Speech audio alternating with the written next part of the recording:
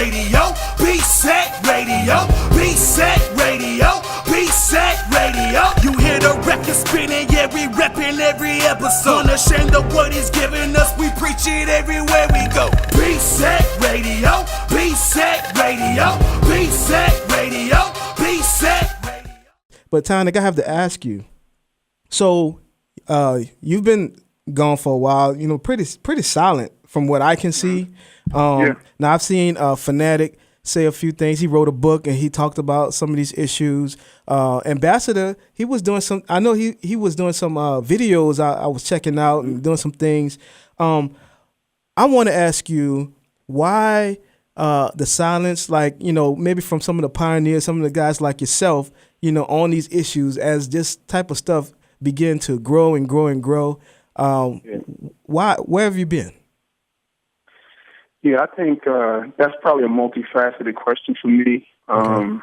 So one, I think I've been kind of silent just because I've just had some transitions, you know, going on in life. I've moved to a whole nother part of the country. I moved south to Charlotte, North Carolina now.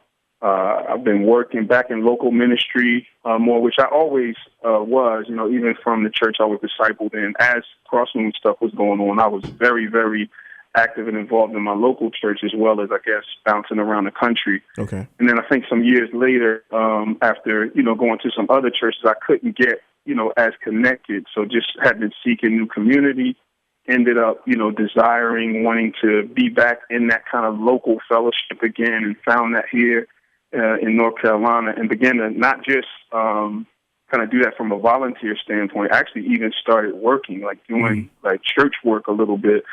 So between that, I think also kind of thinking as I'm watching stuff, I've been kind of dumbfounded a little bit by some of it. I think there's some things that you expect to battle from, you know, from without. You know, we're always having things come from without, but it just seemed like there was so much turmoil and change going on from within. I think I've been kind of stunned by it all, and then thinking there were mechanisms in place that would kind of correct it, you know, whether it was people or, you know, just, I don't know, organizations, churches that would, you know, begin to correct some of these things. And so continuing to see that not happen, I think that threw me into another mode, which was trying to begin to prepare, because I think some of these issues need a comprehensive approach rather than, because I just don't think it's like, I think even doing this interview with you guys is the first of many. Like, this is me kind of finally beginning to come back. This is kind of, you know, I hope that it would, you know, kind of go this way, having some time to kind of prepare. Yes.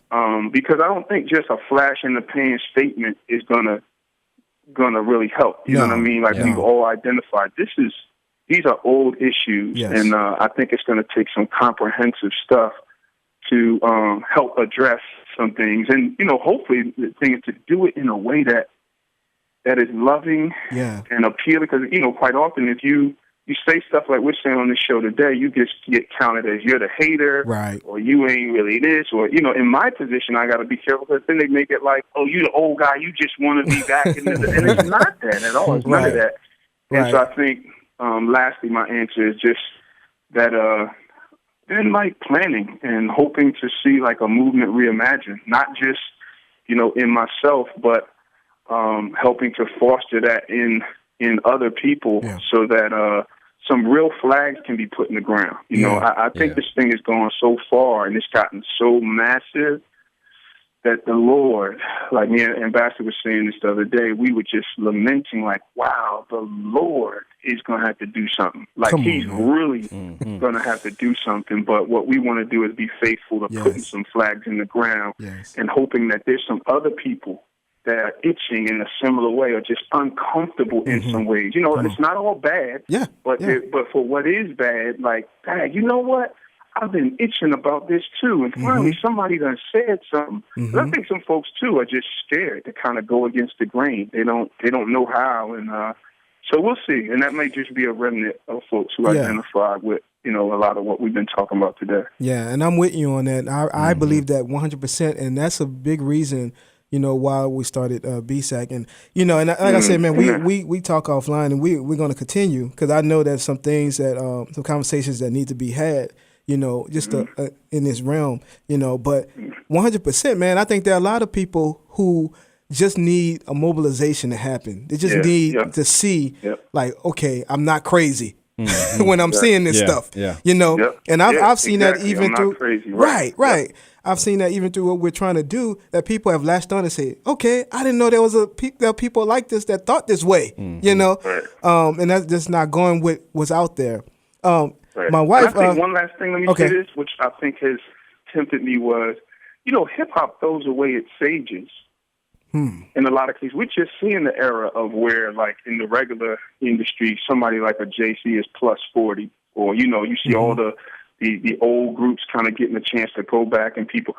But I'm saying, like, whether regular hip hop or Christian hip hop, like, it's a interesting thing to see how, like, some of the influence or people that might want to hear from you, or at least even if it's just, a word of wisdom about something, it's the same sometimes. And so I've been also hoping that wouldn't be the case. Like, if we're the example of what it should be, then we're a body.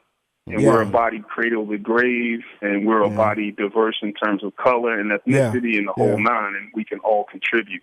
So we'll see. We'll see if that's true. But I don't think there is a law against somebody being a secular artist. Okay.